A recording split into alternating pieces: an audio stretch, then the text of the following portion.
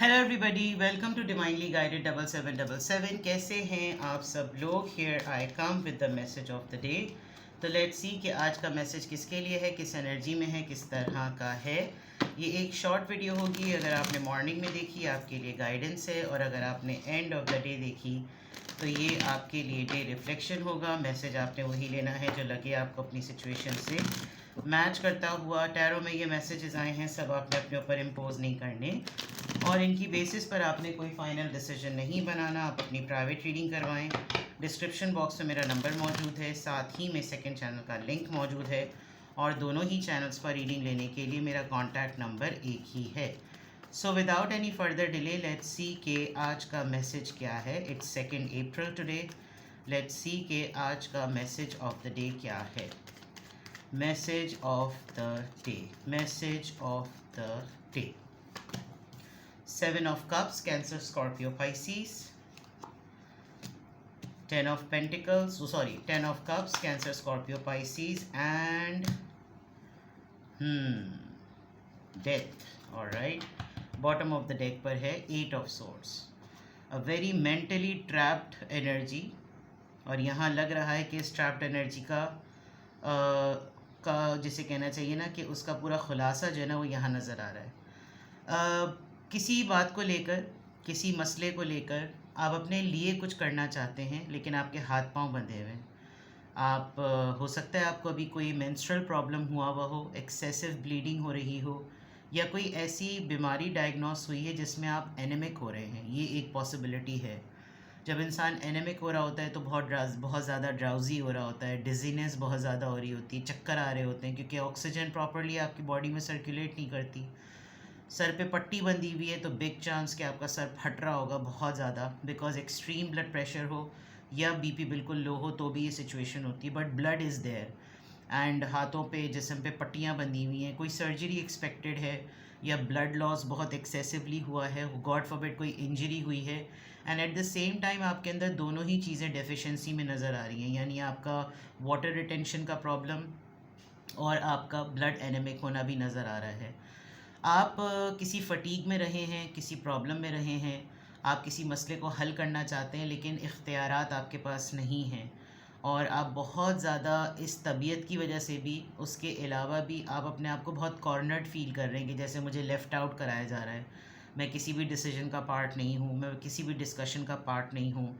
मुझ पे खौफ तारी हो रहा है और मुझे डर लगने लगता है, कांपने लगती होगी आपकी बॉडी, आपको अननेसेसरीली टेरर फील हो रहा है, आप एनजाइटी में बहुत ज़्यादा आ रहे हैं, प्रेशर है आपके ऊपर किसी बात का, और बहुत ज़्यादा ना आपकी होपलेस और हेल्पलेस कंडीशन है। Maybe you going to meet somebody today जो इस पूरे प्रोसेस से गुजर रहा हो, लेकिन ये मैसेज ऑफ द डे की एनर्जी है तो it could be yours too, और यू विल मीट समवन, क्योंकि यहाँ 7 ऑफ कप्स है तो हो सकता है कोई डिसीजन मेकिंग के पॉइंट ऑफ व्यू से आपसे कोऑर्डिनेट करे।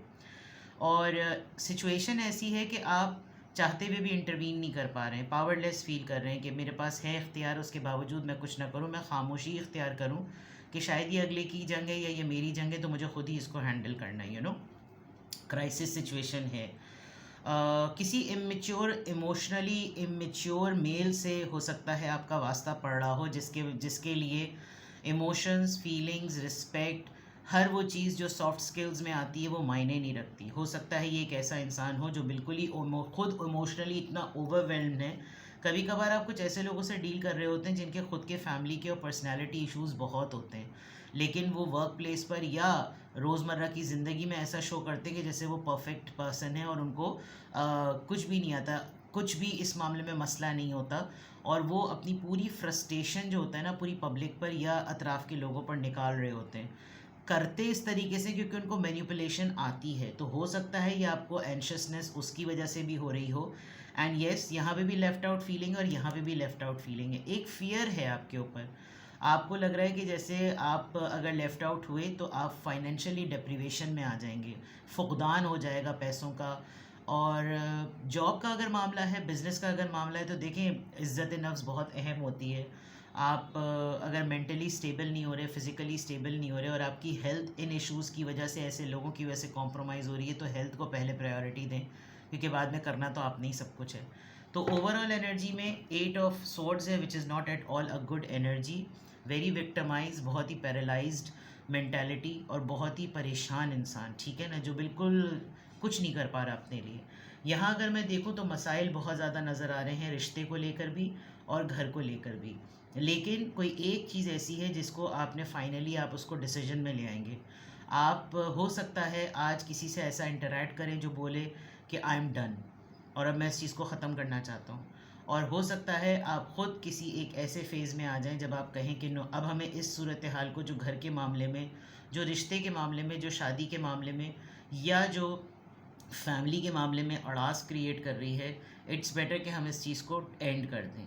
तो ये एक बहुत बड़ा एक मैटर नज़र आ रहा है। यहाँ मैरिज ही लिखा हुआ है और ओवरवेलमिंग डिसीजंस नज़र आ रहे हैं। बहुत से ऑप्शन सामने हैं, शायद मैरिज प्रायोरिटी पर नहीं है। बहुत सारे मसाइल सामने हैं, शायद रिलेशनशिप प्रायोरिटी पर नहीं है। और ऐसा लगेगा कि आपको कि नहीं, ये सब कुछ तो होना ही नहीं चाहिए था, ये सब कुछ तो करना ही नहीं चाहिए था, ये सब कुछ तो कहना ही नहीं चाहिए था, और ये लाइफ का पार्ट क्यों हो गया। और इस तरह से चीज़ें जो हैं वो स्टेबिलिटी को लूज़ करती हैं, रिलेशनशिप पर इम्पैक्ट आ रहा है।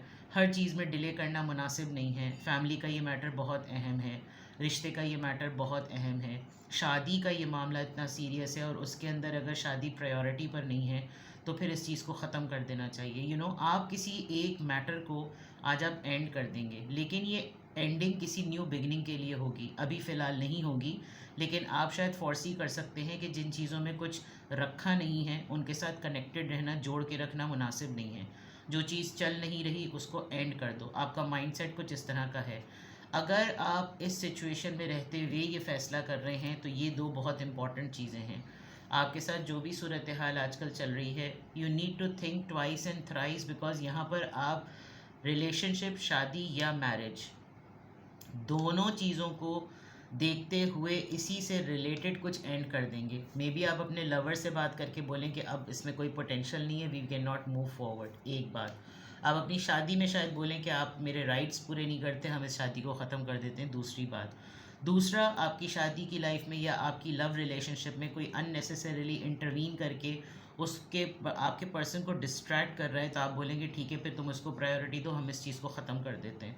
Something you going to and.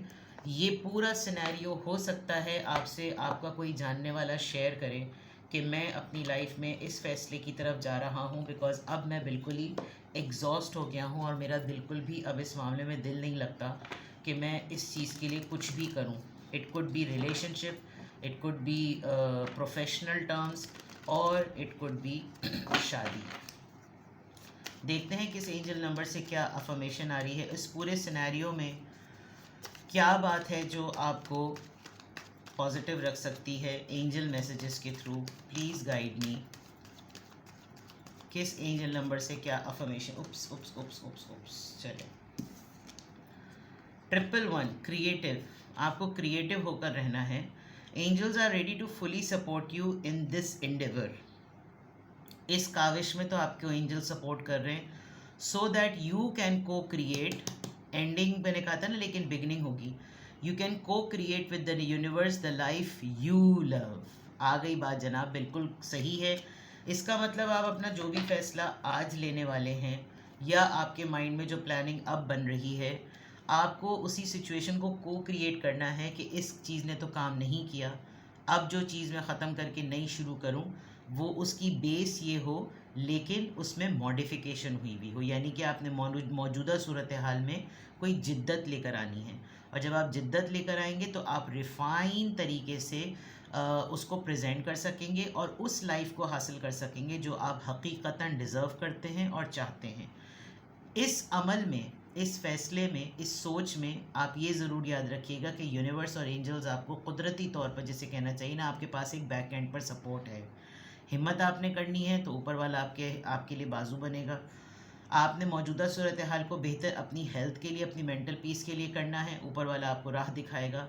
Angels की सपोर्ट आपके पास है, 111 आया है, that means it is a really a sign to begin something. ठीक है, चाहे 1 होता, 11 होता या 111 होता, it is something one, that means you are restarting something.